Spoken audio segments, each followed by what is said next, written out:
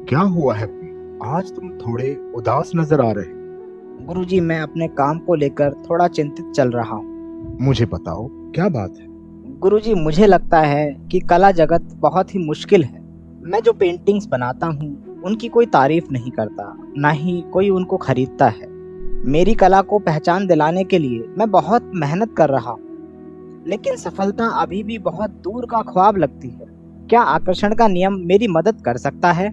आकर्षण का नियम एक शक्तिशाली उपकरण है, लेकिन ये ब्रह्मांड से चीजें मांगने जैसा सरल नहीं है। ये ब्रह्मांड के साथ मिलकर काम करने जैसा है। साथ में मिलकर काम करने जैसा है? मेरा मतलब है, मैं तो बस इतना चाहता हूँ कि लोग मेरी कला को देखें, उसे सराहें, उसकी तारीफ करें। देखो हैप्पी, यही वो जगह है जहाँ सब लोग फंस जाते हैं। वे सिर्फ इच्छा करते हैं, लेकिन वे उस वास्तविकता को महसूस नहीं करते, अनुभव नहीं करते। वे अपने लक्ष्य तक पहुंचने के लिए सारे प्रयास कर रहे हैं, लेकिन वीडियो में आपको बहुत आनंद आ रहा होगा, लेकिन यहाँ 1 मिनट के लिए आपको एक सूचना देनी है। अगर आप चाहते हैं कि आप ये सभी चीज़ें दूसरे लोगों को भी सिखाएं, आप एक सर्टिफाइड कोच बने या फिर आप अपने खुद के कोच बने, अपने खुद के गुरु बने, तो आप हमारे इस कोर्स को भी ज्वाइन कर सकते हैं, जिसका नाम है मास्टर वेलनेस माइंड कोच, जिसके अंदर मैं आपको सिखाने वाला हूँ एडवांस लॉ ऑफ अट्रैक्शन। उसके साथ हम लोग आगे बढ़ेंगे मेडिटेशन में। मेडिटेशन के बाद हम लोग सीखेंगे हिप्नोथेरेपी। हिप्नोथेरेपी के बाद हम लोग सीखेंगे न्यूरो लिंग्विस्टिक प्रोग्रामिंग यानी कि NLP। ये कोर्स करने के बाद आपको एक सर्टिफिकेट मिलेगा। आप किस तरह आगे ऑनलाइन इसको सिखा सकते हैं, किस तरह अपनी वीडियोस बना सकते हैं, वो सब जानकारी मैं आपको यहाँ पर दूंगा और इन सभी चीज़ों को बहुत डिटेल में आपको सिखाने वाला हूँ। जो लोग कोच बनना चाहते हैं संपर्क कर सकते हैं, जो लोग अपनी लाइफ खुद बदलना चाहते हैं वो लोग भी संपर्क कर सकते हैं। तो मैं आपसे इस कोर्स के अंदर मिलूँगा। अधिक जानकारी आप ले सकते हैं इस नंबर पे कॉल करके, व्हाट्सएप करके, हमारी वेबसाइट के थ्रू, और हमारी एप्लीकेशन को भी आप डाउनलोड कर सकते हैं। चलिए, आपसे कोर्स में मिलूँगा और अभी आप इस कन्वर्सेशन का आनंद लीजिए। वे अपने लक्ष्य तक पहुंचने के लिए सारे प्रयास कर रहे हैं, लेकिन उसे महसूस नहीं कर पाते, उसका अनुभव नहीं कर पाते। अनुभव? कैसा अनुभव गुरुजी? आओ, तुम्हें एक कहानी सुनाता हूँ। कुछ समय पहले एक बहुत बड़ा व्यापारी हुआ करता था, जो तरह तरह की कलाओं को अपने यहाँ पर रखता था। जिस तरह तुम अपनी पेंटिंग्स को लोगों को बेचते हो और वो अपने घर में उन्हें सजाते हैं, उन्हें कलेक्ट करते हैं, उसी तरह ये व्यापारी भी सभी अच्छी कलाओं को अपने घर में रखता था। एक बार एक युवा मूर्तिकार उस व्यापारी के पास आया और उसने दावा किया कि वो दुनिया की सबसे सुंदर मूर्ति बना सकता है। आगे बताइए गुरुजी, फिर क्या हुआ? वो व्यापारी इस बात से बहुत प्रभावित हुआ और उसने उस मूर्तिकार को अपने घर में रहने के लिए जगह दी। साथ में वो सारे सामान दिए जिससे वो अच्छी से अच्छी मूर्ति बना पाए। महीने बीत गए, लेकिन मूर्तिकार ने कुछ नहीं बनाया। वो सिर्फ घर के बाहर बगीचे में घूमता रहता, आसमान की ओर देखता रहता, फूलों की ओर देखता रहता, पेड़ों को निहारता रहता। क्या वो आलसी हो गया था गुरुजी? नहीं, वो कुछ गहरा कर रहा था, कुछ अनोखा कर रहा था। वो उस सुंदरता का अनुभव कर रहा था जिसे वो मूर्ति में व्यक्त करना चाहता था। वो सूर्योदय के रंगों, फूलों की कोमलता और पक्षियों के मधुर गीत को अपने भीतर समाहित कर रहा था। सही मायने में वो उस मूर्ति को, जो अब तक बनी नहीं थी, उसके साथ जी रहा था। तो फिर क्या हुआ? अंत में एक दिन मूर्तिकार व्यापारी के पास आया और उसने कहा कि मूर्ति तैयार है। व्यापारी बहुत उत्सुक था और वो कमरे में गया। कमरे में घुसते ही वो दंग रह गया। उसने पहले कभी इतनी सुंदर मूर्ति नहीं देखी थी। ये इतनी जीवंत थी, मानो उसमें जान बसती। तो गुरुजी, वो उसका अनुभव ही था जिससे मूर्तिकार ऐसी मूर्ति बना पाया। और यही वो जगह है जहां दर्पण तकनीक काम आती है। ये सिर्फ इच्छा करने के बारे में नहीं है, बल्कि उस भावना, उस अनुभव को जगाने के बारे में है, जैसे कि आपका सपना पहले से ही पूरा हो चुका हो। लेकिन गुरुजी, मैं उस अनुभव को कैसे जगाऊं? तुम एक दर्पण के सामने खड़े हो जाओ, आंखें बंद कर। अब धीरे धीरे अपनी आंखें खोलो। दर्पण में मतलब अपने वास्तविक रूप को देखने के लिए मत देखो, इसके बजाय गहराई से देखो। क्या तुम उस कलाकार को देखते हो जिसकी कला को दुनिया पहचानती है, जिसकी प्रदर्शनी में लोग उमड़ते हैं और उसकी कलाकृतियों की बहुत प्रशंसा होती है? अभी तो नहीं गुरुजी, अभी तो वही संघर्ष करने वाला कलाकार दिख रहा है जो स्ट्रगल कर रहा है। घबराओ मत, ये अभ्यास है। अब अपनी आंखें बंद कर और फिर से कल्पना करो। इस बार और भी गहराई में जाओ। अपने आप को उस गैलरी में खड़े हुए महसूस करो जहां तुम्हारी कलाकृतियां रखी हुई दिखाई जा रही, दीवारों पर टंगी हुई। अपनी पेंटिंग्स की चमक को देखो, लोगों की बातचीत को सुनो, उनकी तारीफ को महसूस करो। हाँ गुरुजी, अब थोड़ा सा महसूस हो रहा है, मानो खुशी की एक लहर मेरे अंदर दौड़ रही है। बहुत अच्छा। अब उस भावना को पकड़ो, उसे अपने भीतर जकड़ लो और फिर दर्पण में अपनी आंखों को खोल दो। क्या अब तुम उस बदलाव को महसूस कर सकते हो? शायद हाँ, लेकिन आंखों में एक चमक है, जैसे कोई आत्मविश्वास जगा हुआ हो। देख रहे हो हैप्पी, यही वो अनुभव है जिसे तुम जगा रहे हो। ये आत्मविश्वास, ये खुशी, यही वो ऊर्जा है जो ब्रह्मांड को आकर्षित करेगी। लेकिन गुरुजी, क्या दर्पण तकनीक ही काफी है मेरी कला को बेहतर बनाने के लिए, या अपनी कला को मुझे खुद से भी बेहतर बनाना होगा?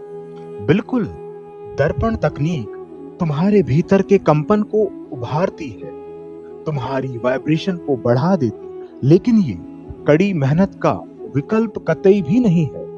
अब जब तुम अपने लक्ष्य के प्रति अधिक स्पष्ट हो, तो अपनी कला में और भी गहराई से उतरने का प्रयास करो। नई तकनीकें सीखो, प्रेरणा ढूंढो और निरंतर अभ्यास करो। जो कहानी मैंने तुम्हें सुनाई थी, उस कहानी में वो मूर्तिकार मूर्ति सिर्फ इसीलिए नहीं बना पाया कि उसके अंदर बहुत अच्छा आत्मविश्वास था या वो ऐसा महसूस कर सकता था, बल्कि वो इसीलिए बना पाया क्योंकि उसे मूर्ति बनाना भी आता था। लेकिन जो तकनीक उसने इस्तेमाल की, उसकी मदद से वो ऐसी मूर्ति बना पाया जो देखने में जीवित थी और बहुत ज्यादा इनाम भी प्राप्त किया। जी गुरुजी, लेकिन कभी कभी निराश हो जाता हूँ, लगता है मानो मेहनत रंग नहीं ला रही। निराशा होना स्वाभाविक है, लेकिन उसमें मत डूबो। जब ऐसा हो तो दर्पण के सामने खड़े हो जाओ और उस सफल कलाकार को याद करो जिसे तुम अपने भीतर बना रहे। उस आत्मविश्वास को फिर से जगाओ। याद रखो, सफलता एक रात में नहीं मिलती, ये एक यात्रा है और यात्रा के दौरान कभी कभी रास्ते में रुकावटें आती हैं। सफलता एक दिन में नहीं मिलेगी, लेकिन एक दिन अवश्य मिलेगी। आप सही कह रहे हैं गुरुजी, धैर्य रखना जरूरी है।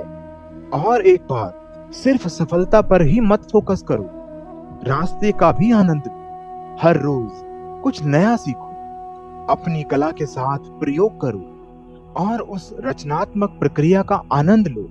जी गुरुजी, कभी कभी लगता है कि कला सिर्फ सफलता पाने का ही जरिया है, लेकिन आप सही कह रहे हैं, रचनात्मकता का आनंद भी जरूरी है। बिल्कुल है। और याद रखना, ब्रह्मांड हमारी ईमानदारी को पहचानता है। अगर तुम सिर्फ सफलता के लिए कला बना रहे तो ब्रह्मांड इसे महसूस कर लेगा, लेकिन अगर तुम्हारा जुनून सच्चा है, अगर तुम्हें अपनी कला से प्रेम है, तो वही जुनून और प्रेम ब्रह्मांड को आकर्षित करेगा। ये गहरा सच है गुरुजी, मैं अक्सर भटक जाता हूँ। हम सब कभी ना कभी भटक जाते हैं। यही कारण है कि निरंतर आत्म मंथन जरूरी है। हर रात सोने से पहले कुछ देर शांत बैठो और उस दिन को याद करो। क्या तुम अपनी कला के प्रति सच्चे रहे हो? क्या तुमने उस जुनून को जगा रखा है? ये हमेशा याद करते रहो। ये तो मैंने कभी नहीं सोचा गुरुजी। ये तो बहुत ही कारगर अभ्यास लगता है। और एक बात बता दूं, सिर्फ दर्पण तकनीक पर निर्भर मत रहना। आकर्षण का नियम एक बहुआयामी उपकरण है जिसके बहुत से पहलू हैं। सकारात्मक पुष्टि का प्रयोग करो। हर दिन खुद से कहो, मैं एक सफल कलाकार हूं, मेरी कला दुनिया को छू रही है। लेकिन गुरुजी, कभी कभी तो ये सकारात्मक पुष्टि भी मूर्खतापूर्ण लगने लगती है। बहुत अजीब लगता है ऐसा बोलते वक्त। ये स्वाभाविक है, लेकिन तुम्हें विश्वास करना होगा। शब्दों में बहुत शक्ति होती है। जब तुम सकारात्मक पुष्टि बार बार दोहराते हो, पॉजिटिव अफर्मेशंस को बार बार बोलते हो, तो तुम अपने अवचेतन मन में एक सकारात्मक बीज बो रहे होते हो और यही बीज धीरे धीरे फलने फूलने लगता है। तो क्या गुरुजी, सकारात्मक सोच ही काफी है सफल हो जाने के लिए? सिर्फ सकारात्मक सोच काफी नहीं है हैप्पी, कर्म भी जरूरी है। जैसा मैंने पहले कहा था, दर्पण तकनीक और सकारात्मक पुष्टि मेहनत का विकल्प नहीं है। तुम्हें लगातार अभ्यास करना होगा, खुद को बेहतर बनाने का प्रयास करना होगा। बिल्कुल गुरुजी, मैं कड़ी मेहनत करता हूँ और करता रहूंगा। और हाँ, एक और महत्वपूर्ण बात, दूसरों की सफलता से ईर्ष्या मत करो। उसकी सफलता को अपनी प्रेरणा बनाओ, उनसे सीखो और अपने रास्ते पर चलो। हर किसी की यात्रा अलग होती है। जी गुरुजी, कभी कभी दूसरों की सफलता देखकर मन थोड़ा निराश हो जाता है, लेकिन आप सही कह रहे हैं। उनकी सफलता से मुझे सीखना चाहिए। ये सीखने का एक जरिया बन सकता है। तुम सीखते रहो। जितना तुम इस प्रक्रिया में गहरे उतरोगे, उतना ही तुम्हारा नजरिया स्पष्ट होता जाएगा। जी गुरुजी, आपके मार्गदर्शन के लिए बहुत बहुत धन्यवाद। याद रखना, तुम अकेले नहीं हो। ब्रह्मांड तुम्हारी सहायता के लिए हमेशा तैयार है। बस तुम उससे जुड़े रहो, उस पर विश्वास रखो और अपने सपनों को पूरा करने के लिए लगातार प्रयास करते रहो। गुरुजी, एक सवाल और मैं आपसे पूछ सकता हूँ क्या? क्या होगा अगर मेरी इच्छा पूरी नहीं होती है? क्या इसका मतलब है कि मैंने कोई गलती की है? दिलचस्प सवाल है। कभी कभी चीजें वैसी नहीं होती जैसी हम सोचते हैं। ब्रह्मांड की अपनी योजना होती है और वो योजना अक्सर हमारी समझ से परे होती है। तो फिर क्या फायदा गुरुजी ये सब कुछ करने का? फायदा बहुत है हैप्पी। भले ही तुम्हें एक सटीक चीज ना मिल पाए जो तुम मांग रहे हो, लेकिन रास्ते में तुम बहुत कुछ सीखोगे, बहुत कुछ हासिल करोगे। तुम एक बेहतर कलाकार बनोगे, एक मजबूत इंसान बनोगे और कौन जानता है, शायद ब्रह्मांड तुम्हारे लिए कुछ और ही कुछ बेहतर लेकर बैठा हो। आप सही कह रहे हैं गुरुजी, सफर भी मायने रखता है। बिल्कुल। और याद रखना, असफलता भी सीखने का एक जरिया है। अगर तुम्हें लगता है कि तुम सही रास्ते पर नहीं हो, तो रुक जाओ, आत्म मंथन करो, अपनी रणनीति बदलो और फिर चल पड़ो। हार मत मानो। जी गुरुजी, हार नहीं मानूंगा, आगे बढ़ता ही रहूंगा। बहुत अच्छा। अब जाओ और अपने सपनों को जीने की तैयारी करो। याद रखना, ब्रह्मांड तुम्हारे साथ है और आप सभी के साथ भी ब्रह्मांड हमेशा मौजूद है। हमारी ये कोशिश कैसी रही, आप कमेंट में जरूर बताएं। और हमसे जुड़ने के लिए, हमारे कोर्स को सीखने के लिए अभी आप संपर्क कर सकते हैं।